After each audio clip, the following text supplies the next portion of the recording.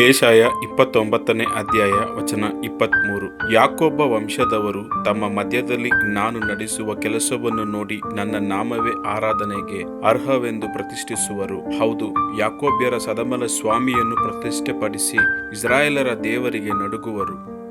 Isaiah chapter 29 verse 23. When they see among them their children, the work of my hands, they will keep my name holy. They will acknowledge the holiness of the Holy One of Jacob and will stand in awe of the God of Israel. यशाया अध्याय 29 वचन 23। क्योंकि जब उसके संतान मेरा काम देखेंगे जो मैं उनके बीच में करूं, तब वे मेरे नाम को पवित्र ठहराएंगे। वे याकूब के पवित्र को पवित्र मानेंगे और इस्राएल के परमेश्वर का अति भय मानेंगे।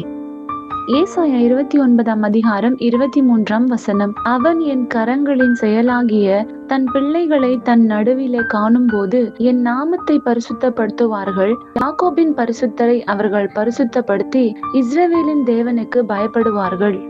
యెషయా 29వ అధ్యాయం 23వ వచనం. అతని సంతానపు వారు తమ మధ్య నేను చేయు కార్యములను చూచినప్పుడు నా నామమును పరిశుద్ధపరచుదురు, యాకోబు పరిశుద్ధ దేవుణ్ణి పరిశుద్ధపరచుదురు, ఇశ్రాయేలు దేవునికి భయపడుదురు.